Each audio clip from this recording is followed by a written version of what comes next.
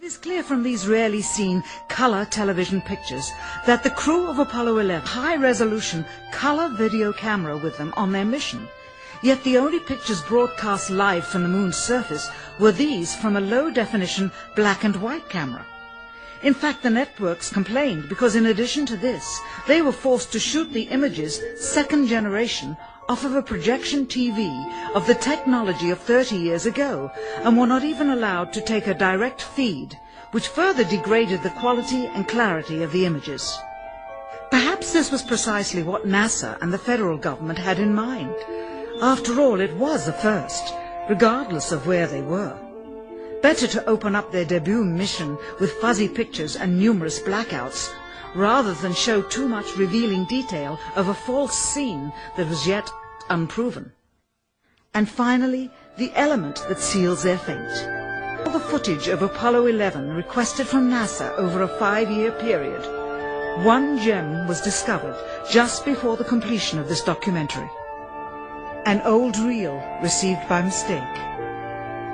It contains the raw or unedited footage of the crew of Apollo 11, Michael Collins, Edwin Aldrin Jr. and Neil Armstrong, staging part of their mission for nearly an hour in living color, with exceptionally clear behind-the-scenes audio of conversations discussing the techniques used to achieve a disingenuous picture depicting the Earth at a distance, in order to falsely demonstrate their far journey from it and their ability to survive passing through the Van Allen radiation belts.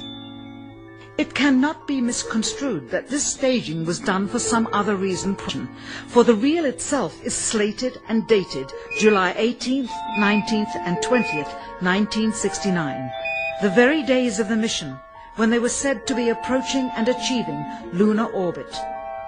Furthermore, it is apparent they are in genuine zero gravity of the actual spacecraft, necessary to convince the mass media of their authenticity, just not any further than Earth orbit, as you will see. In this never-before-seen or heard footage, not only is the radio conversation between the astronauts and Houston Control audible, there is a secondary, private conversation taking place between the crew and a third confidential party, prompting the astronauts with what to say, when to speak, and how to effectively manipulate the camera to achieve the desired misleading effect. NASA claims that the Houston transmissions were the only ones taking place with the astronauts. Listen now as Houston Control initiates a conversation with the crew, only to find them too preoccupied with the behind-the-scenes trickery to respond. Moments pass and the oversight is picked up on by the clandestine third party, who quickly prompts them with talk. Immediately, Neil Armstrong speaks. Hello, Apollo 11. Houston, Goldstone says that the TV looks great. Over.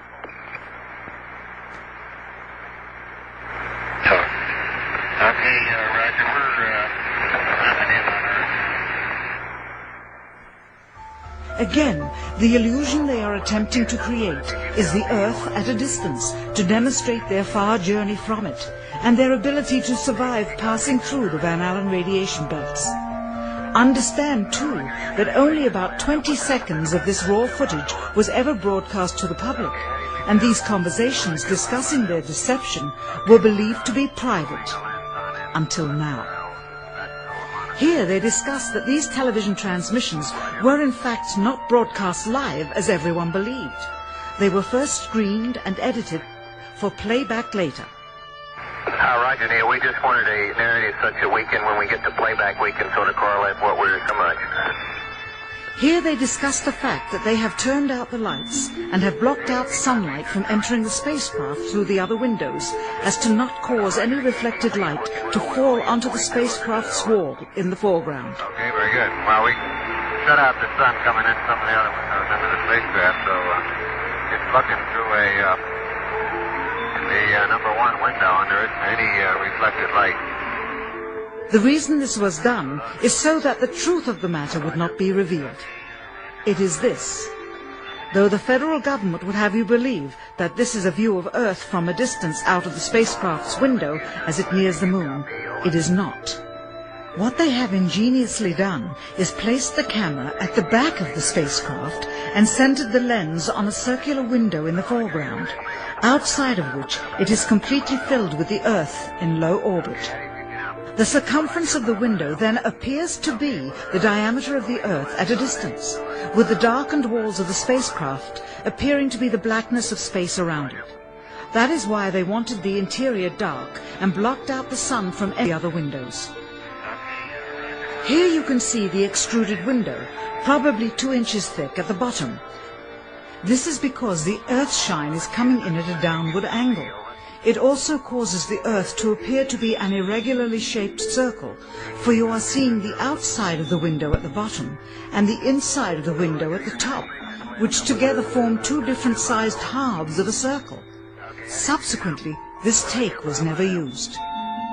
As they perfected the shot, a crescent-shaped piece of black material was inset slightly into the window to create the illusion of the Earth's terminator line dividing night and day. It is uncannily convincing. During this segment, intended to be edited and played back later for the worldwide television audience, dated July 18, 1969, Neil Armstrong condemns himself as he states that he is 130,000 miles out, or halfway to the moon, as the NASA flight log also states on this date, when he is in reality in low Earth orbit of a few hundred miles. Roger, Houston, Apollo 11. Calling in from about 130,000 miles out.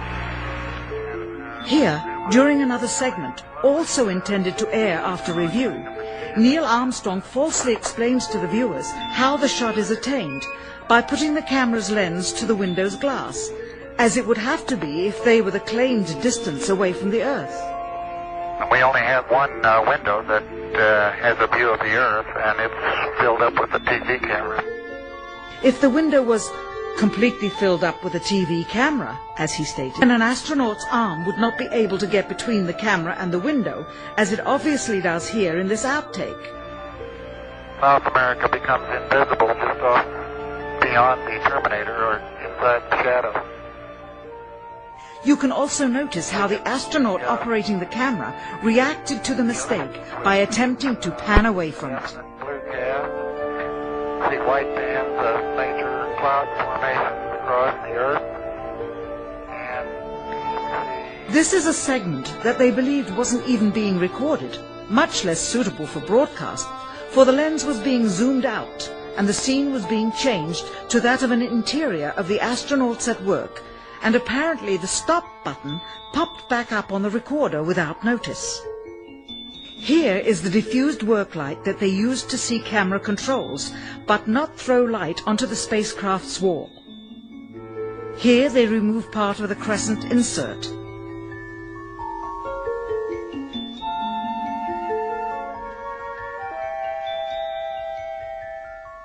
Finally, the iris is opened up to see the real location of the camera and the very bright and near Earth out the window. Here is the slate for the 19th of July, and the same shot of trickery on the 19th of July, and then the 20th, and the same misleading shot on the 20th. Later that evening, they were said to be walking on the moon. How can this be when they were in Earth orbit only 9 hours earlier, and the moon is some 3 days' journey away? Furthermore, if they genuinely went to the moon, why would they be faking any part of it? Why this trickery with the window? By faking being halfway to the moon, it becomes apparent that they did so because they could not even go halfway. On the 25th anniversary of the event, in 1994, Neil Armstrong made a rare public appearance and held back tears as he spoke these brief cryptic remarks before the next generation of taxpayers. Today we have with us a group of students among America's best. To you we say, we have only completed a beginning. We leave you, that is, undone. There are great ideas undiscovered, breakthroughs available to those who can remove one of truth's protective layers.